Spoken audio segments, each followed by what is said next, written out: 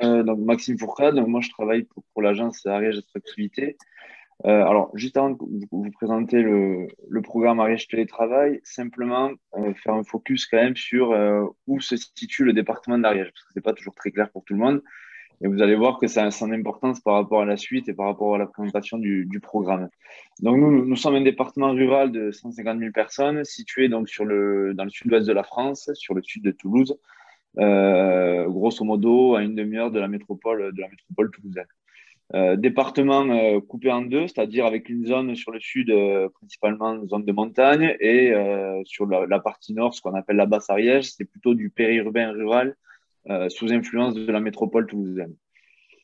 Donc, département rural, vous allez le voir avec donc trois arrondissements, grosso modo, avec Foix, qui est la seconde plus petite préfecture de France, avec un peu moins de 10 000 habitants, Pamiers, qui est la plus grosse commune, vous voyez, seulement 15 000 habitants, et Saint-Girons, qui est l'autre commune un petit peu centrale sur le département.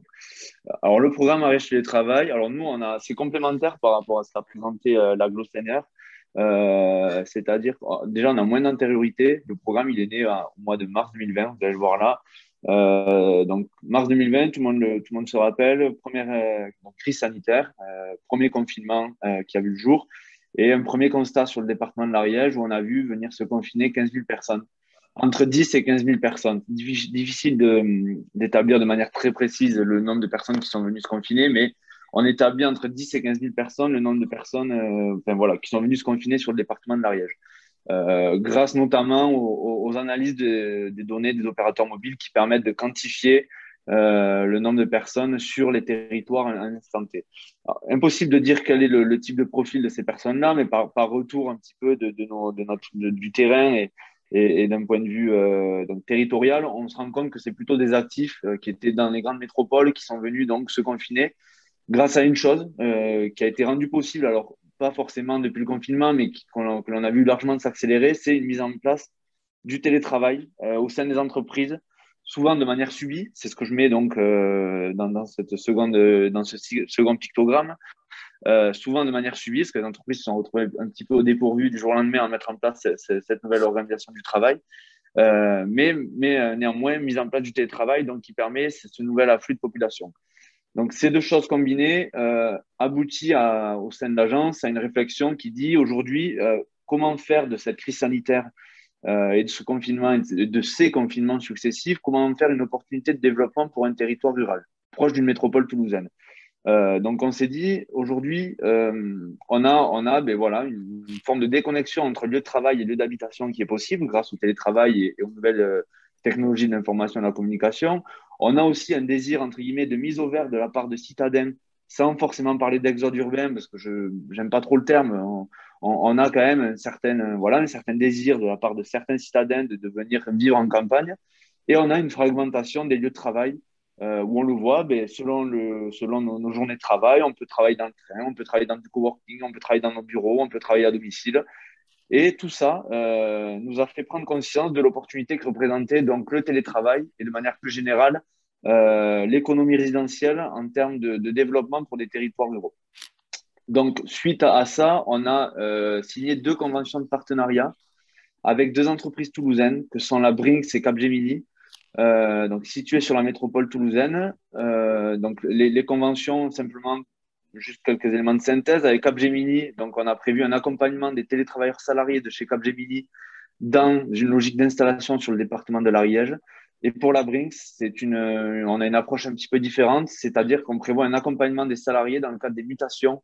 Brinks a ouvert un nouveau site sur la région toulousaine et donc des personnes de la Brinks, notamment sur la région francilienne, ont été mutées. Donc nous, on a prévu d'accompagner ces personnes-là dans le cadre de la mutation pour, vous allez le voir après, faciliter leur installation sur le département de la Réunion. Un constat donc qui est partagé suite à ces différents confinements, c'est que déjà la crise sanitaire, elle a bouleversé l'organisation du travail. On l'a vu avec la mise en place du télétravail. Et un autre sujet, c'est que les DRH sont aujourd'hui confrontés au déménagement des salariés. Il y a une enquête de la NDRH qui a été publiée en juin 2021 qui révèle que 30% des DRH ont été mis devant le fait accompli que les salariés ont déménagé et les salariés ont sollicité une adaptation de leurs conditions de travail, c'est-à-dire une pérennisation du télétravail parce qu'ils ont dit, moi aujourd'hui je vis à 1h30, j'ai goûté à la qualité de vie en campagne, j'ai goûté à l'autonomie du télétravail, je souhaite pérenniser ce mode d'organisation-là. Ça, c'est un bouleversement parce que les DRH n'avaient pas forcément tous bien anticipé cette évolution-là. Et ça, on va dire que ça change un petit peu le mode d'organisation où les entreprises, certaines entreprises, en tout cas sur la métropole, étaient prêtes à revenir en 100% présentiel et prennent donc le risque de perdre certaines compétences, certains talents qui sont au sein des entreprises et qui ont dit aujourd'hui, moi, il n'y aura pas de retour en arrière, je souhaite pérenniser ce télétravail-là. Donc ça, c'est le premier bouleversement. Second bouleversement, c'est qu'effectivement, la crise, elle a durablement ancré le télétravail dans les entreprises. Même si on a quelques entreprises qui continuent à revenir sur du 100% présentiel, on voit que l'on s'oriente plutôt sur une organisation hybride du travail, c'est-à-dire 2, 3 jours de travail sur site dans les locaux de l'entreprise et 2, 3 jours de travail en télétravail à domicile où on va le voir dans des espaces de coworking qui sont aussi une alternative au domicile. Donc ça, c'est un autre bouleversement et on pense, nous, que ce n'est pas un épiphénomène parce que aujourd'hui, les entreprises sont en train de signer des accords cadres de télétravail. Elles sont en train de pérenniser ce type de mode d'organisation et très peu de DRH, d'ailleurs, souhaitent revenir sur du 100% présentiel, malgré le fait qu'on ait eu recours à un télétravail, entre guillemets, dégradé, donc pas toujours optimal avec parfois les enfants ou certaines problématiques. Et aujourd'hui, ben, on n'aura pas forcément un retour en arrière avec du 100% présentiel. Une originalité du programme, c'est-à-dire qu'on a une porte d'entrée pour promouvoir le programme Arrêt Télétravail qui est en destination des services RH. Aujourd'hui, il y a de nombreux territoires ruraux qui se sont saisis de cette opportunité, donc du télétravail pour accueillir de nouvelles populations de télétravailleurs, en allant aussi peut-être directement démarcher les télétravailleurs de manière individuelle, entre guillemets, en vantant la qualité de vie qu'il peut y avoir dans ces territoires-là. Nous, on a une approche qui est un petit peu différente, même si effectivement on a aussi cette approche-là, on a une approche qui est plutôt un discours orienté qualité de vie au travail, orienté marque employeur et attraction des talents. C'est-à-dire qu'on dit aujourd'hui, on dit aux DRH, on dit aux directions générales des gros employeurs toulousains, on leur dit ne subissez pas cette mobilité géographique de vos collaborateurs. Il y a probablement au sein de vos collaborateurs des personnes qui souhaitent s'installer en campagne. Faites de cette mobilité géographique un vrai atout en termes d'RH, une vraie marque de différenciation dans vos campagnes de recrutement, mais aussi en termes de fidélisation de vos collaborateurs. Et donc, entourez-vous d'un partenaire, en l'occurrence l'agence Ariège Attractivité, qui va permettre à vos collaborateurs de venir donc s'installer sur un territoire où nous, on estime en tout cas que la qualité de vie est assez intéressante. Donc, c'est une offre, on va dire, tripartite, où l'employeur est gagnant parce qu'il a, entre guillemets, une solution sur étagère en faveur de la qualité de vie au travail. Le territoire, l'Ariège en l'occurrence, et même la métropole toulousaine qui est en train de réfléchir sur un desserrement de la métropole, parce que l'aire urbaine toulousaine qui accueille chaque année 15 000 habitants ne peut plus accueillir autant de personnes sans forcément avoir des externalités négatives comme la congestion routière notamment. Donc le territoire en sort gagnant et le salarié également parce que effectivement il y a un rééquilibrage de sa vie privée et vie perso, vie privée et vie professionnelle et il gagne en qualité de vie en intégrant un territoire où il fait bon vivre. Le cœur du programme maintenant, donc c'est un accompagnement un petit peu comme Arsène tout à l'heure sur les termes, je trouve qu'on est assez proche, un accompagnement façon guichet intégré où vous allez le voir, on a donc nous, on est facilitateur et on fait une mise en relation entre les besoins qui sont exprimés par les télétravailleurs et nos partenaires avec lesquels on est en convention. Donc, on est sur le volet immobilier, on a conventionné avec des agences immobilières. On a une quinzaine d'agences aujourd'hui autour de la table qui accompagnent les télétravailleurs et leurs familles, parce que c'est vrai qu'on parle de télétravailleurs, mais c'est rarement qu'on accueille un seul télétravailleur, on accueille souvent une famille de télétravailleurs. On met en relation donc en fonction des besoins qui nous sont exprimés, donc sur la localisation du bien immobilier, sur le budget, sur la proximité avec un espace de coworking par exemple, sur la présence de transports en commun. On dresse un cahier des charges qu'on transmet à nos partenaires immobiliers et qui vont nous dire, ben voilà, en fonction de tel et tel critère, on a tel et tel bien en portefeuille aujourd'hui. Donc ça, c'est la première relation et c'est ce qui détermine si oui ou non on va réussir une installation, c'est qu'on va trouver effectivement un bien immobilier qui correspond aux attentes de ces publics-là. Second volet, c'est autour des espaces de travail. Aujourd'hui, le télétravail à domicile, il y a certaines limites. On l'a vu, on l'a tous vu pendant le confinement. C'est pas toujours adapté, pas qu'uniquement pour des questions de configuration du domicile, pour d'autres raisons. Certaines ne souhaitent pas justement mêler la vie privée et la vie professionnelle. Donc, Nous, on est facilitateur entre nos espaces de coworking. Donc, on a une petite dizaine d'espaces de coworking effectifs opérationnels sur le département et nos télétravailleurs que l'on accueille, on leur dit, vous avez un espace de coworking qui répond à vos attentes. Vous souhaitez un open space, on a tel espace de coworking. Vous souhaitez du bureau fermé, on a tel espace de coworking.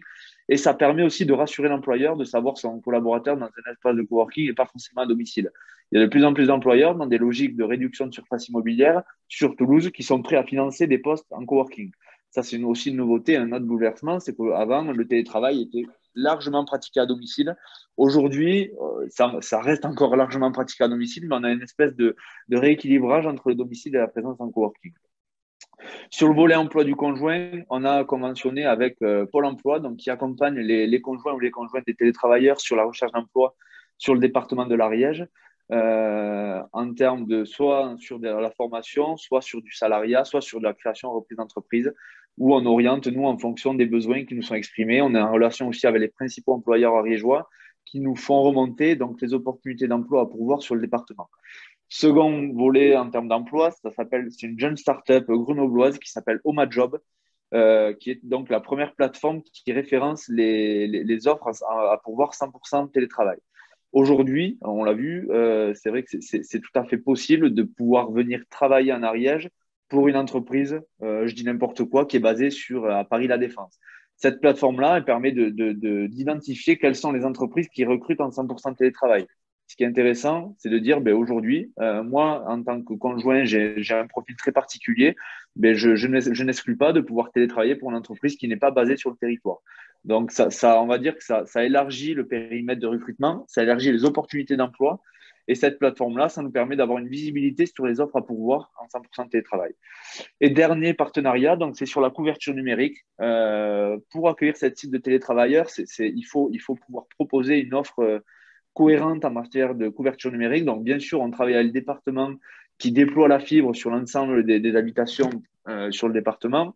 Mais on travaille aussi avec une jeune startup qui s'appelle InConnected, qui fait la promesse donc d'assurer un accès Internet très haut débit, soit par de l'amplification 3G, 4G, réseau mobile, soit par de l'Internet par satellite. Donc, il faut une analyse du besoin et de la topographie du territoire. Si l'habitation est en zone blanche et ils disent voilà telle mesure et ils viennent vous installer tous les équipements pour pouvoir bénéficier d'un Internet haut débit. Donc ça, c'est un petit peu tout le panel de partenaires qu'on a autour de la table. Et nous, on oriente, donc en fonction des besoins, en fonction des souhaits qui sont exprimés par nos télétravailleurs, on oriente vers les bons partenaires, sachant que on va dire, cette cartographie des partenariats est pas figée, elle évolue toutes les semaines, on a des nouveaux partenaires toutes les semaines, et on essaie en tout cas, dans la mesure du possible, de faciliter l'installation pour que l'installation se fasse dans de bonnes conditions et surtout pour sensibiliser aussi les employeurs sur cette logique-là de dire vos salariés ne vont pas être laissés seuls dans une logique d'installation, mais nous, on va les accompagner donc du souhait jusqu'à l'installation effective sur le département de l'Ariège.